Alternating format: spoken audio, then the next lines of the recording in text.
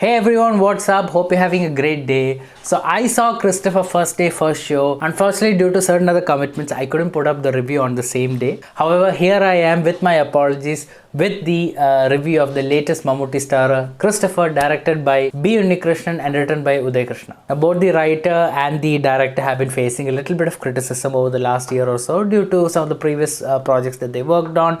The movies didn't quite click at the box office. At the same time, the audience didn't quite like the movie, the characters, etc. Needless to say, there was a little bit of fear and hesitation with the audience, when it came to this movie. However, one thing that gave everyone confidence is that Mammootty was acting in this movie, who's been delivering continuous hit with movies and projects that are different from what we usually see in the Malayalam movie industry. So right off the bat, how is this movie? Well, I can guarantee you that this is not a bad movie. It might be an average movie for some and it might be a good movie for some.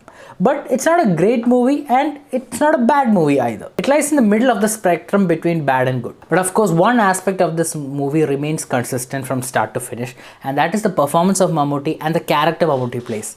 He's a very silent, almost almost a reticent character, wherein he doesn't provide a lot of dialogue or even a lot of opinion. He's mostly silent in most of the scenes. It's mostly other people talking and him sort of reacting. More than reacting, I would say it's more of him responding with his silence. Even sometimes it can be even a funny scene or even a normal scene, but he's the kind of person who doesn't emote that much, and he has his own personal trauma in his life for the reason the way he is. And Mammootty, as the title character of Christopher, just a great job in conveying that.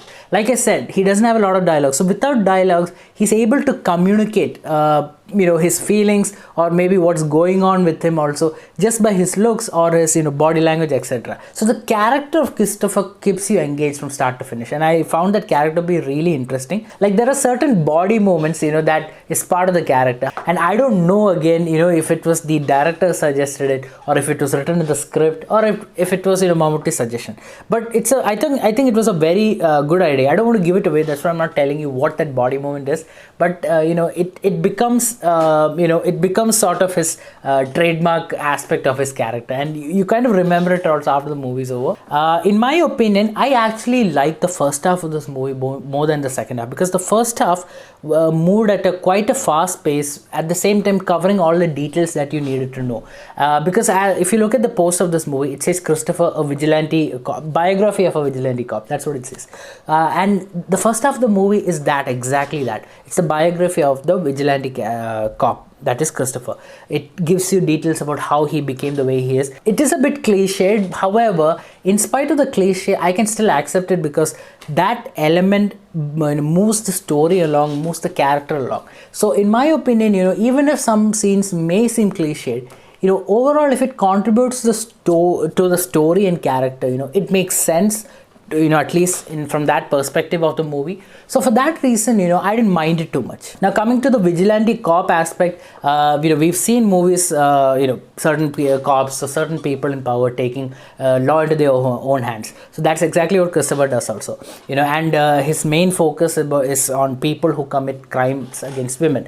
Mostly that's rape, and that's one criticism also. In this movie, rape, they approach rape as a very serious issue, and how it's portrayed in the movie also, it's done I wouldn't say really well. Obviously it's a rape scene, but the idea is to convey how serious and how heinous it is.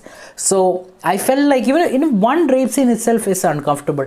There are multiple rape scenes in this movie, and that can be off-putting, honestly, because I felt like, okay, they could have limited the number of it, because the more and more scenes you show, you start to feel uncomfortable, and that's exactly what I felt. I think the director's idea was to showcase all the scenes to kind of justify Christopher taking the law into his own hands and playing judge, jury and executioner with all these people. So maybe in that aspect, that was the motivation over there. So maybe that's what they wanted to portray. But I still think that they could have kind of limited those scenes. But again, the point over here is that as a vigilante cop, he takes the law in his own hands and he executes certain criminals. And how he goes about it, again, it's he's kind of placed all these things within the system. And last year, the movie Jana Gana Mana kind of touched upon this thing where cops killing the bad guys before they tried in court or anything, and I think the movie Janaganamana touched upon a very interesting topic, and it's definitely worth thinking. So here they do touch upon the moral and ethical value of such a act, but the main thing I felt like what was weak over here is that while they touch upon the topic or touch upon the moral argument, they quickly subvert that by saying that, oh, what if it happened to someone or someone in your family? Well, if you ask that question to any person, right, when you talk about your own family or someone you love, obviously you will react in a personal manner. But the issue again is not about how you react personally. The issue or the conversation that needs to be asked over here is that can a society operate or function normally where people start to take law into their own hands? Because yes, Christopher is a police officer, but if he starts doing it, someone bad can start doing it also. It's not that suddenly one person can be hero. There won't be a villain. A villain always rises up. So that's the kind of thought I had, and the movie of course does not touch upon anything like that. They strictly stay away from it, and they focus on, oh look, this is a heinous act, this is terrible. Of course we all acknowledge that it's terrible, but they never have a more intelligent conversation or a difficult discussion about it. It's quickly diverted away by saying that this can happen to someone in your family, then what will you do, what will you react, and things like that. So first half of this movie, like I said, it talks about the biography of Vigilante Cop, how he became the way he is, and the various vigilante activities that he's done so far. So when you go into the second half, the story becomes more personal, and that's where I feel like the story, the pace of the movie, that kept you so engaged in the first half, that's where the pace sort of slows down. And sometimes when you slow down, it's important to kind of build the character up for a certain situation. But here I just feel like they weren't particularly building up the character, because in the first half they built up the character and we understood the character, his motivations, and we understood his mindset. All that was clear. So when it came to the second half, it was about giving more depth to the story.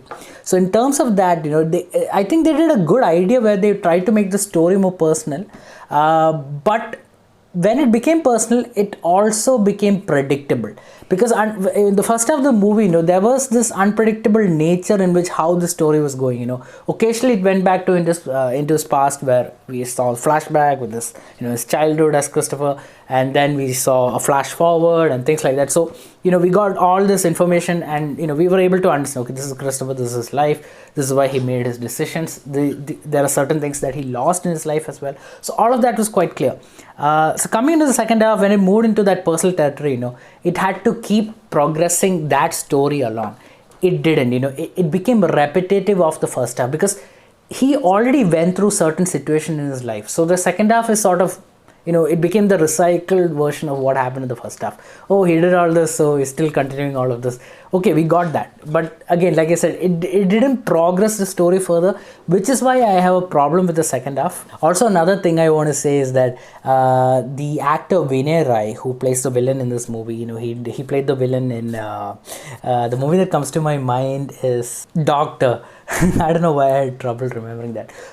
So Vinay Rai from that movie, he plays again a villain over here, and in my opinion, he plays a much more menacing, a much more sinister villain in this movie. Because honestly, in the first half, when they introduced this character, I was really excited to see where this character was going. Christopher and Mammootty, the way they build up both these characters, we have a protagonist, we have an antagonist. So there is a level of excitement over there. These two characters, both of them are quite powerful, both of them are quite intimidating, and both of them are different in their own ways. They clearly done a good job in setting up these characters, which is why I really like the first half of this movie. They did a good job in setting up these characters, but the payoff is not there when you move into the second half. For some reason, second half it became like this. Okay, we set all this up, now we have to quickly end this. Well, quickly is not the right word. This movie, the movie is quite long, but the idea when I say it's they quickly wanted to end it, is that they didn't want to take the story forward with these characters. So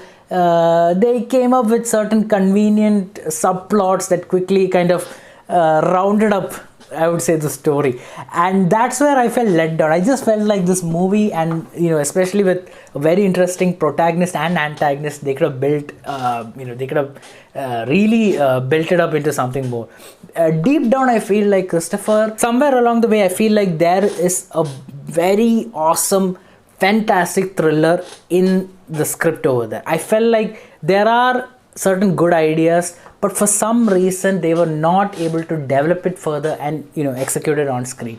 That's where I felt like the letdown is. I enjoyed this movie in parts here and there, but overall, when you look at it, especially when the way the movie ends, it's like a normal, like a normal, well-made thriller. Director B. Unnikrishnan has done a good job, because the way these scenes are executed and presented, there is a certain quality or a standard in which, how he's presented it. This is a serious, thriller. You can call it. There is suspense, there is action. All of these elements are there. So, keeping all of this in mind, the ambience that he creates and how he's presented it, it's done quite well. For my rating, I'm going to give this movie a 3 out of 5.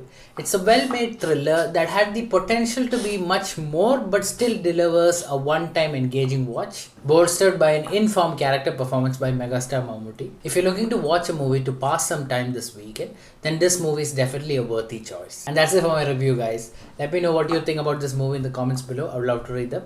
As always, thank you for watching. If you like this video, hit the thumbs up icon, and of course subscribe to our channel for more reviews and videos like this. Thank you for watching. Have a great day. Bye.